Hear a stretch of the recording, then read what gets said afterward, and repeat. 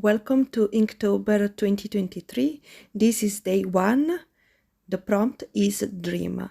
Now, this year I don't have any intention to do Inktober every single day. It just doesn't fit my life right now. But I did decide to do one prompt per week. Today we're doing day one. These are the supply that I use for today project. 2 micron pen, one is a purple 05, one is a black 12, and a pilot fine liner high-tech 0.7. I also have some ink in liquid form. 4 on the back are from Winsor & Newton. For this project, I will actually use only the black and the white, but I do have silver and gold as well for future plan. And I also decided to use my calligraphy ink because I don't use it enough. It's not my favorite things to use. So I think this is a good chance to use it. So I start with using calligraphy ink as watercolor wash, but it's so much harder to use it. For this prompt, dream, I actually created 2 artworks. The first one, I decided to create something that is my dream. My dream is to be every single day surrounded by nature, to be able to hike every day or most of the day, something that really is far for be true right now in my life. But then I will create a second artwork because I thought I wanted to create also something that was more dreamy, like more like a dream landscape. Well, I am not super happy with none of the artwork. This calligraphy ink is really hard to work with as a paint. It doesn't really do what you want it to do, but I did had a lot of fun in the process, and also I get to refine my technique. I try to improve lately on landscape, especially expressive landscape. It's something that I really got interested in lately, and I noticed that I struggle a lot to create something that is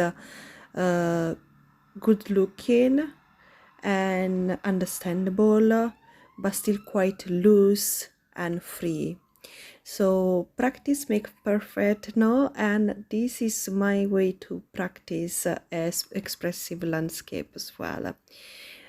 I also try to blend the ink together to get some shades that I really didn't have in this set, like a darker green. The color are quite bright, so I had to mute them a little bit by mixing them.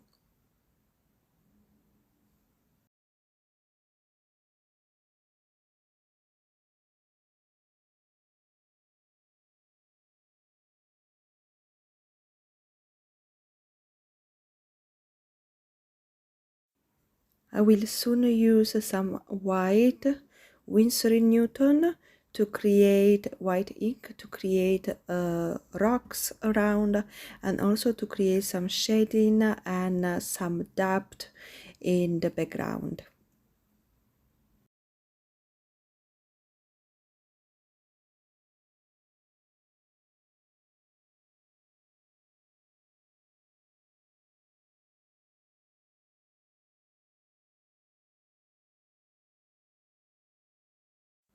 The color of the landscape are completely different from my reference picture, and I don't mind because I want to be loose and I want to be free in my painting, and this is why I create a completely different color of the sky and some different tone in my landscape.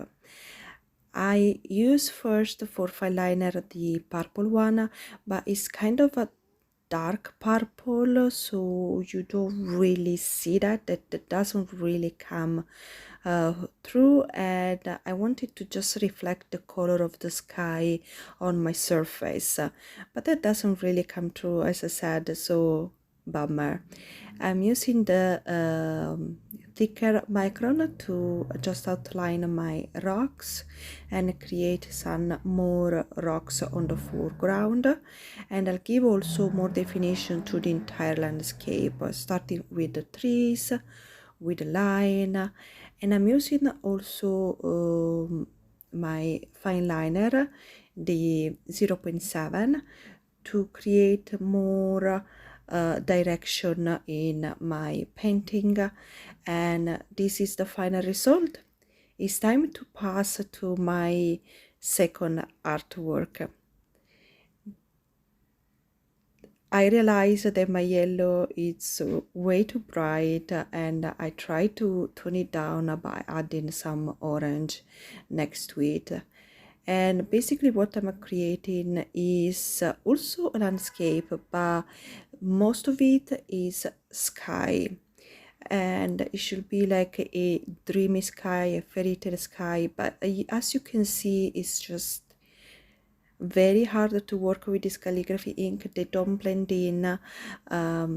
Yeah, the mix is very sharp. The passing from one color to another is just leave you this strict line, this clear definition. There's not a smooth transition. So yeah, here I have some leftover paint and I just use it on another sketchbook that I will use in the future. I'm then moving to create some splashes for my sky with white ink, but because the background ink was still slightly wet, it just blend in and create more of a bluish background instead of a strong white color. I'm creating now my foreground in black ink, beautiful ink. I loved it. And I'm creating also some trees, as you see here, but then I realized I want a bigger tree and I make them bigger. And then in the center I was supposed to just create some pinkish light. That didn't happen. I don't know why. I just didn't want to use the splashy effect with the pink. Then I realized the line were too big, and then I just decided to create a massive tree in the middle. It doesn't make any sense, but it's expressive work, and yeah, I guess we make it work. I don't hate any of them. I think they're cute, they're whimsical, and they have their reason to exist.